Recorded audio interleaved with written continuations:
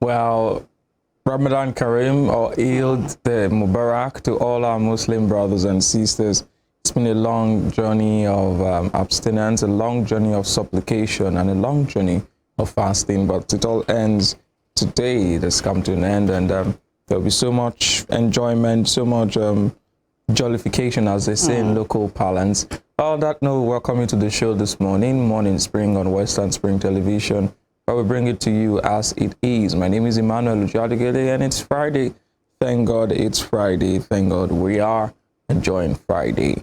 You know what we do for you here? We bring you the newspaper analysis, our interview segment, and of course, on the Friday edition of the show, we give you a recap of all the things that happened on social media just before we take the interview segment, and then we give you what is happening yesterday and early today on the social media. You can follow us on all our social media handles on Facebook, Instagram, and Twitter, and also subscribe to our YouTube channel. You can watch us live on StarTimes channel 190 on the DTT platform. Welcome once again to the show. It's good to have you join us. Yes, indeed. It's Ramadan Kareem to all our Muslim faithfuls out there. It has been great 29 days, and I hope that you can have all the blessings that Ramadan indeed brings. My name is Temitope Ajijalauluaula. Thanks for joining us on the show this morning on the Morning Spring on Western Spring Television. Oh, well, so we have the papers ready for you, but of course, we'll bring them to you just after this quick break. To stay with us.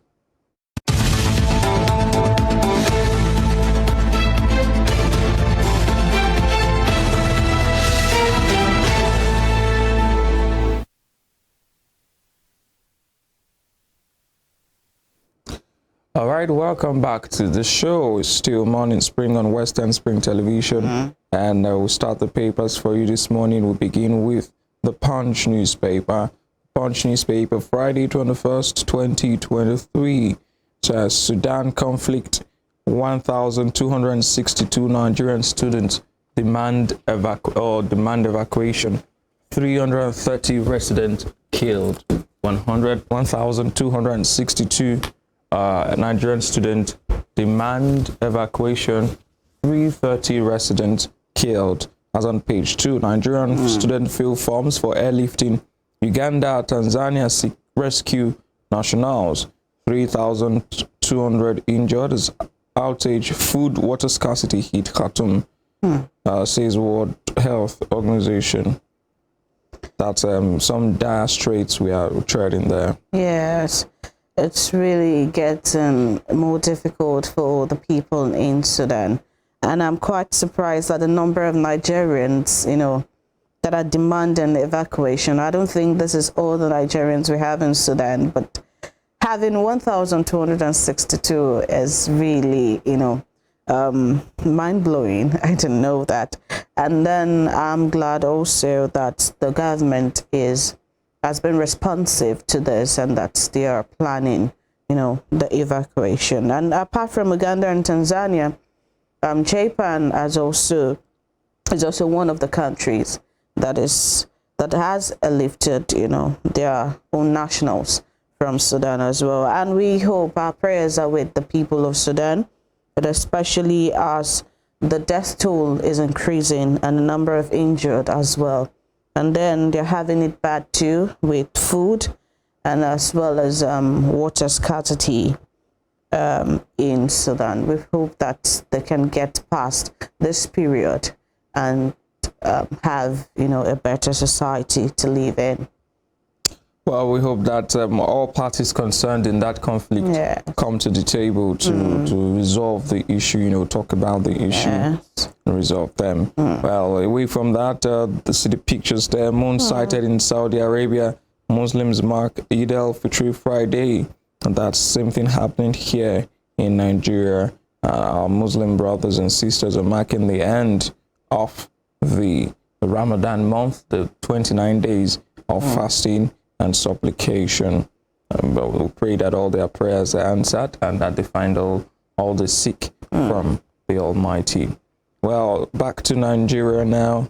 National Assembly inducts lawmakers elect May 7th. National Assembly will induct lawmakers elect on the 7th of May.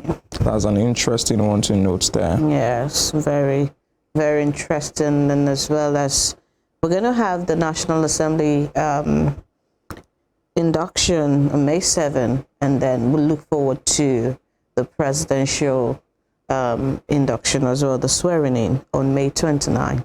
Those are two notable things to look out for in May, as well as the holidays that come with it.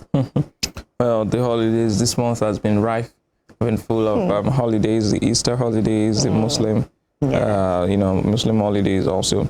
Well, let's move on. Let's move on to Banana Island. The red story there on the Punch. Banana Island developer raked in 22 billion naira revenue, as on page 21. That was Again, his plan, actually. and again, we speak. This speaks to the deliberate wickedness of people. If you are raking in as much as 22 billion naira, it will cost you nothing, absolutely nothing, to do the right thing, because you definitely get your money back. You don't have to cut corners, put people's lives at risk because you want to minimize expenses and then maximize revenue. It's wickedness. Well, That's how I see I think his problem was that he wanted to make maximum profit, and that's why he decided to cut corners to make this particular amount. He ordinarily may not have made this if he didn't cut corners. But he will still make. I mean, there's enough money in real estate. You make money daily, yearly rather. You make money from service charges and all of those additional things that come up within the estate. It's not just one building. It's an estate developer, and if you are planning to rake in 22 billion naira, then you should do the right thing. Expense. Yes, you should do the right thing. You should not be that wicked to put lives at danger. Yes. In danger. Now on pages 4 and 5 of Ogun Community, 1 year blackout lingers over IKDC IBDC disagreement. 1 year blackout lingering in that Ogun State community there, over disagreement between the Ikeja Electricity Distribution Company and the Ibadan Electricity Distribution Company.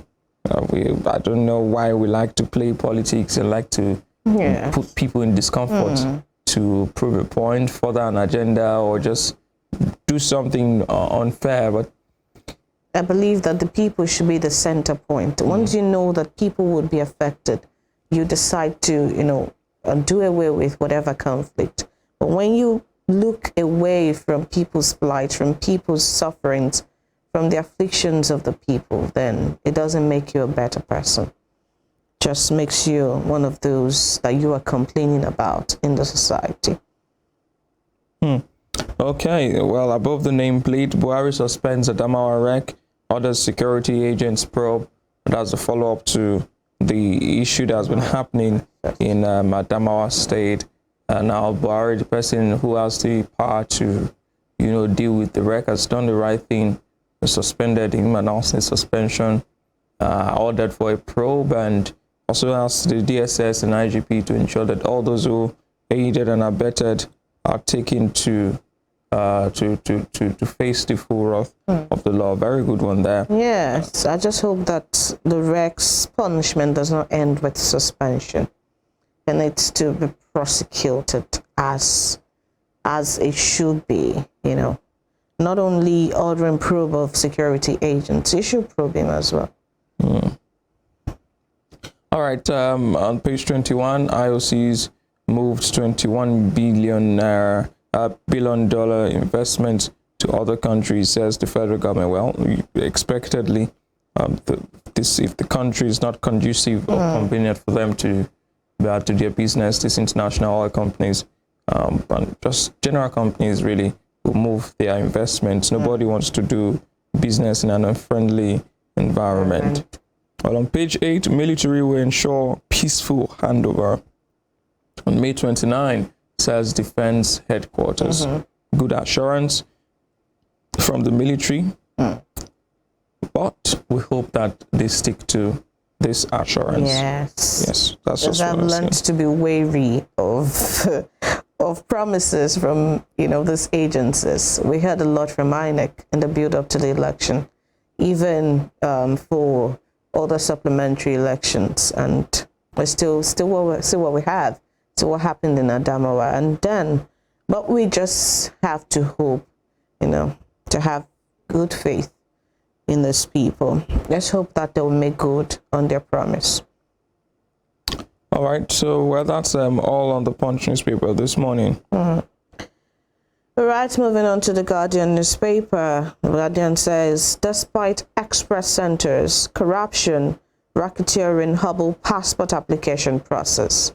Despite express centers, corruption, racketeering hobble passport application process. And I think that this is true, really. When you go to all of these immigration centers, the immigration offices, you find several people. You find people from other states, and you wonder why. You find people who would just come, and have their way, and you have people who have been there days on end, weeks on end, lamenting and having, no headway in sight at all. And then you begin to wonder what is happening and why these people have an edge over you. And so it speaks to the fact that there is corruption somewhere in play, the racketeering, really, really disturbing people's application process.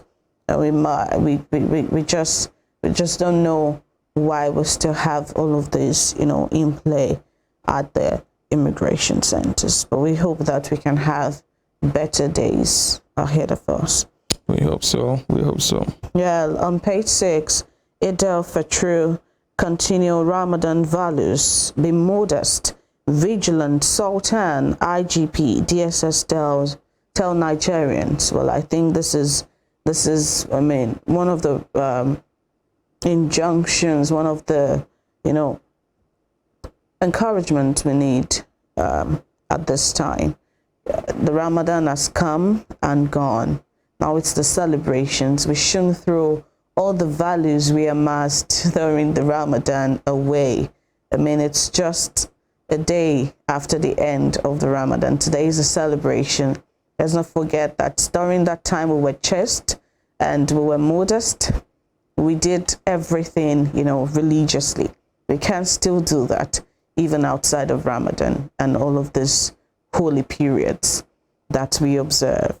We can keep all these values way beyond and make it a part and parcel of us outside of Ramadan. So I think people should indeed listen and abide by this. But then on page 3, Adamawa poll, NEC denies partisanship as Falana urges NBC to sanction NTA. INEC denies partisanship as Falana urges NBC to sanction NTA. Well, I'm wondering what NBC is still waiting for. The NTA gave its platform to. It defies logic and common sense. That while elections are yet to be concluded, someone is reading an acceptance speech. There is no logical explanation for it. Before the elections, before the rerun, you had a margin that was almost unassailable. During the rerun, you were losing from all the results that had been collated. If you had added that to your original score, it still was not enough to bridge the gap. So on what grounds did you declare yourself as governor? Did you say that you've been elected governor? That's an affront on the law, and a media organization gave its platform for that to have happened. Whoever the journalist, the reporter was, the cameraman, they should all be sanctioned, and the station itself for broadcasting that. It's unethical. The right person, the right body has not made pronunciation, but someone has declared themselves a winner. It's different when someone says, we are leading this election and we know that there may be plans to subvert the will of the people.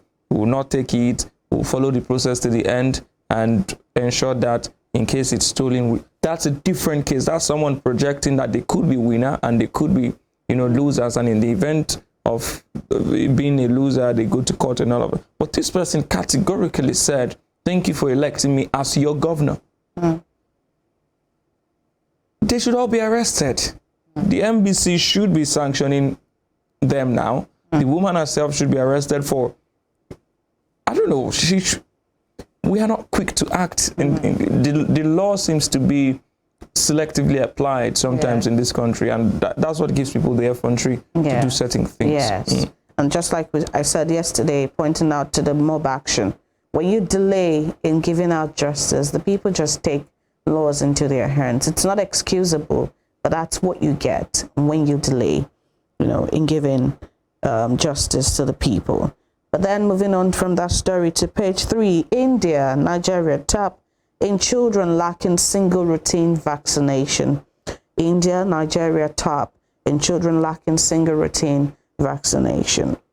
I hope that Nigeria can move past this, especially with the new malaria vaccine that is coming, that has been approved, the first batch to be given. We hope that Nigeria and Nigerians generally can give out, surrender their children for vaccination as and when due. It's really important to do that. But then that's all we have on the Guardian newspaper this morning. Now let's move over to the Daily Trust. The Daily Trust newspaper this morning says Sudan crisis, 4,000 Nigerian students stranded as federal government tarries on evacuation. 4,000 Nigerian students stranded as federal government tarries on evacuation.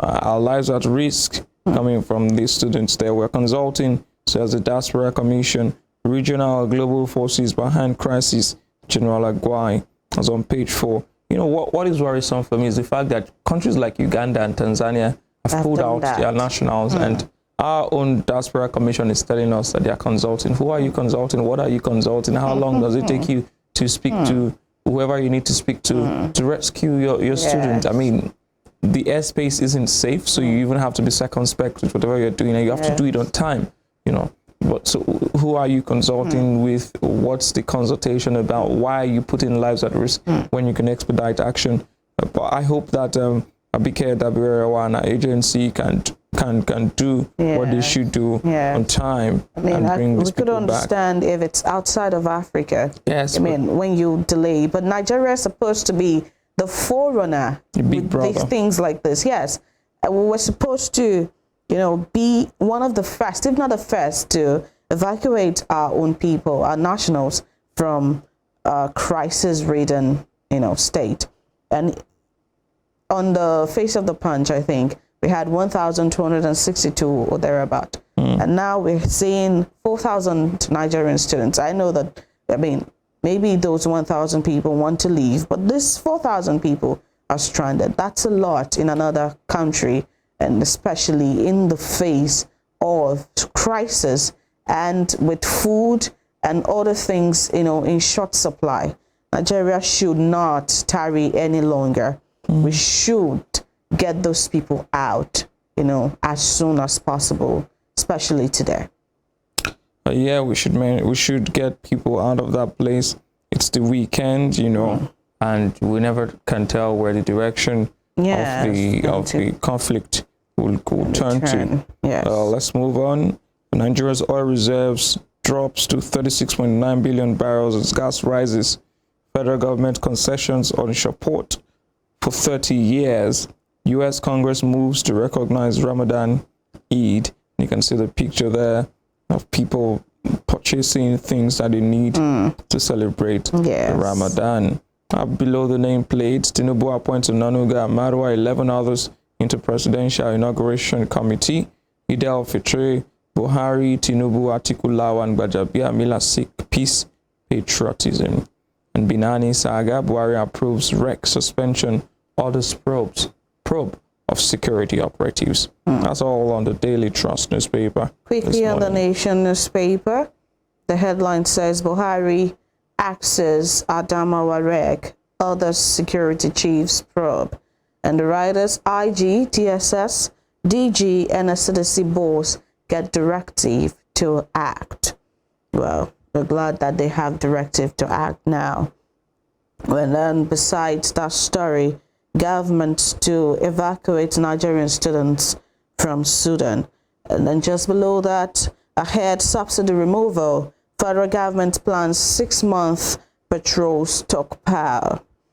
And then just below that story, we see Lagos issues 5 billion naira bond certificates to retirees. That is on page 27 of the Nation newspaper.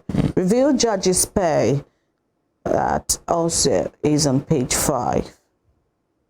And then just above the nameplate, President Tinubu, Governor Sultan call for peace at Eid al-Fitr. And then beside that, Bako Wokoma Okotete, 10 others in transition SAP team. More of that story is on page 5. And on page 4, DHQ Defense Headquarters, May 29 inauguration of Tinubu sacrosanct. And then below the nameplate, military destroys 46 illegal refineries. That is on page 25 of the Nation newspaper. And on page 5 of the Nation, states name transition panels.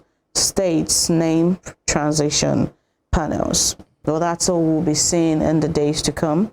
Transition panels, transition committees being set up, and names being given ahead of the whole inauguration thing. But that's all that is on the face of the Nation newspaper this morning. That's all we have for you on the papers. And when we come back from this break, I'll be taking you through the social media for the week and see what has happened between Monday and Thursday. Just stay with us.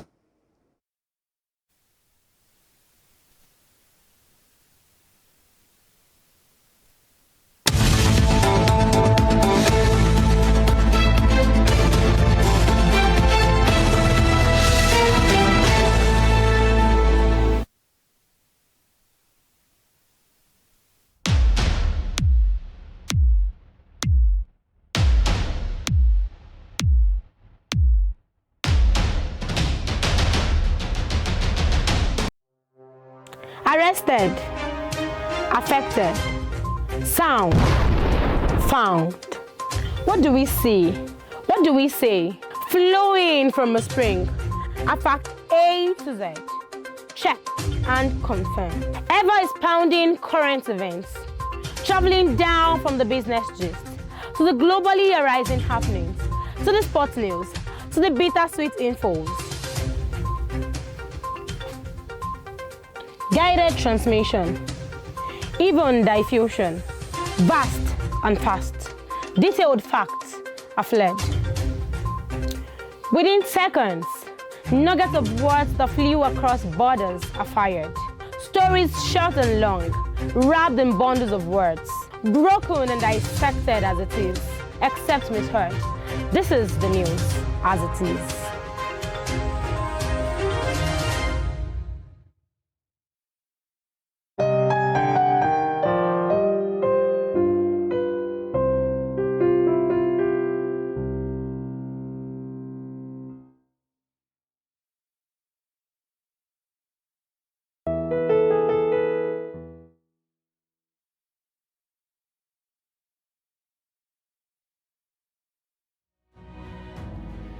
According to the words of Michael Forbes, one who never asks questions either knows everything or nothing. Watch me as I ask the questions you think no one wants to answer. Even questions it appears no one has got the guts to ask. My name is Femi Adefila and I've got the gut. Let's ask the pertinent questions and watch as we get answers.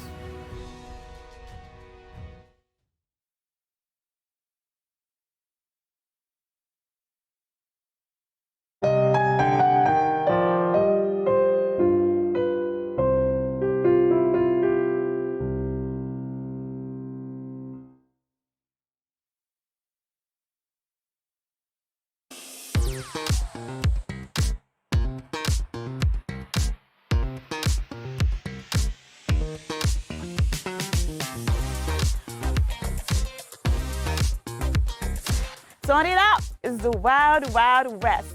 And Western Spring Television is pulling out all the stops to make sure that you don't miss out on every of the fun and happenings around you. Yup, we've got you covered because your girl got all the juiciest tidbits and entertainment news from around the world.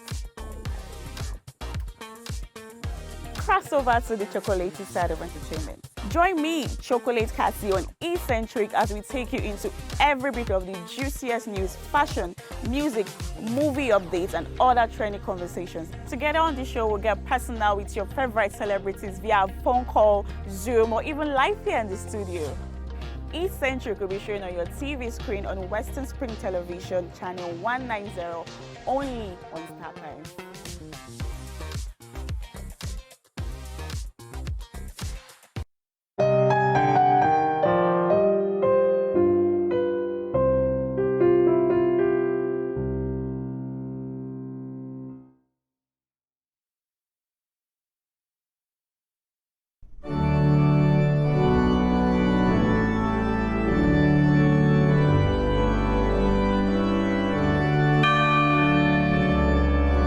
Here are 5 amazing fun facts I bet you never knew about Christianity.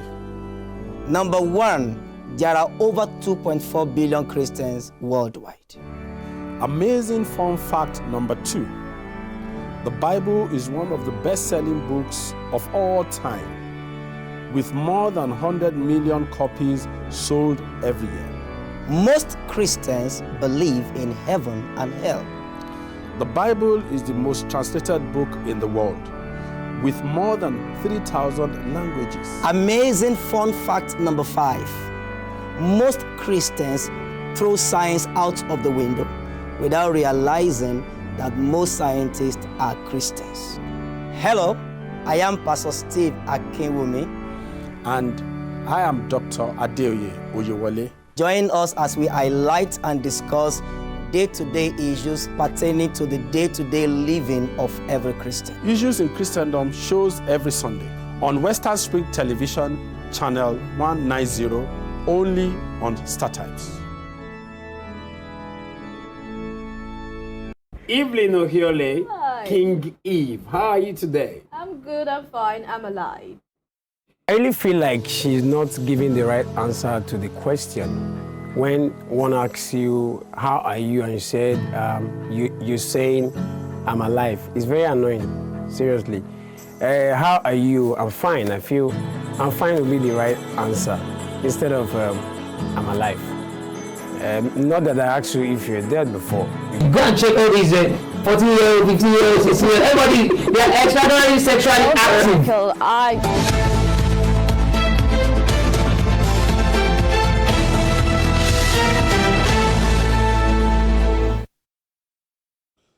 All right, welcome to the program. It's continuation of Morning Spring. It's time to bring you a recap of what happened on social media, what trended on social media in the course of the week. We begin with Monday. Monday was the aftermath of Sunday, where the drama started in Adamawa State, where the Resident Electoral Commissioner of INEC usurped the power of the returning officer, that's Mr. Hudu Yunisa Arina, and declared a winner in an election that was yet to conclude, bringing to the fore lots of allegations and counter-allegations. Let's look at a series of events that unfolded on Sunday. We'll begin with the declaration itself. I respect you as a father. You cannot. I respect you as a father. Please don't do this. You cannot do this. Please, as a father. You are not the returning officer. You are not the returning officer. Wait for the returning officer. But no. Oh no. Oh. You are not the returning officer. I plead with you with all due respect. Don't do this. Please don't do this. You are not the returning officer. You are fasting. You are fasting. And Almighty Allah. Almighty Allah is watching you. You are not the returning officer. You cannot be the result. Almighty Allah is watching you. You cannot be. Fear Allah. You cannot. Fear Allah. You cannot. It's unfair. There's no. Fear Allah. They cannot be called. What are you saying? You cannot. No. No. Let's say God. Let's say God. There is a God. No. There's nothing like that. It's not fair. It's not fair. No. You are not. No.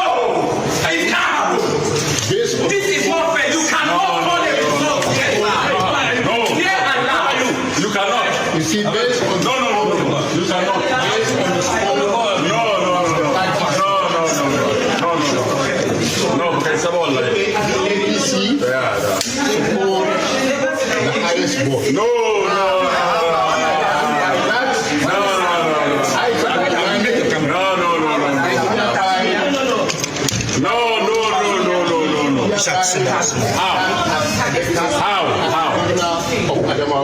Thank you very much.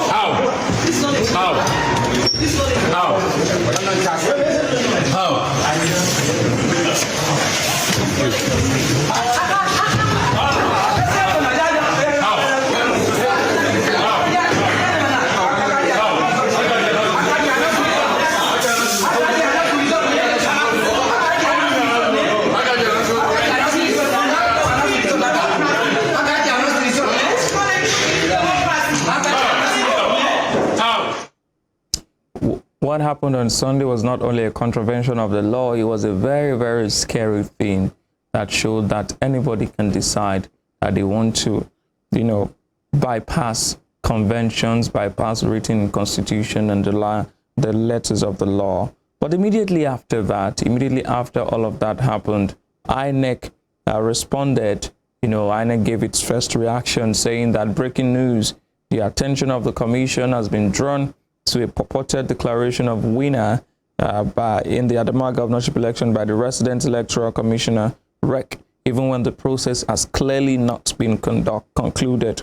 Number two, the action of the REC is a usurpation of the power of the returning officer. It is null and void and of no effect. Consequently, the collation of results of the supplementary election is hereby suspended. Number three, the REC returning officer and all involved are hereby invited to the Commission's headquarters in Abuja immediately. Detailed statement to follow shortly. And that statement was signed by the National Commissioner, Information and Voter Education, Festus Okoye.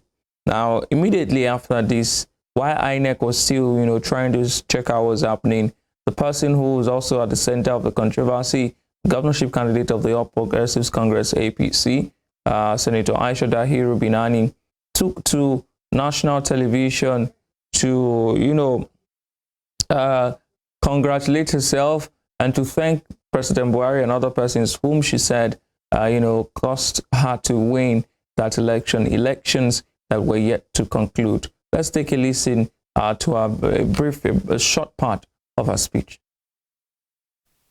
Excellency, President Muhammadu Buhari, GCFR, you have made history in electing the first female governor in our country, Nigeria. This will no doubt broaden political participation by encouraging our daughters, sisters, aunties, mothers, and indeed the girl child. You can see how scary this country can be. Someone reading an acceptance speech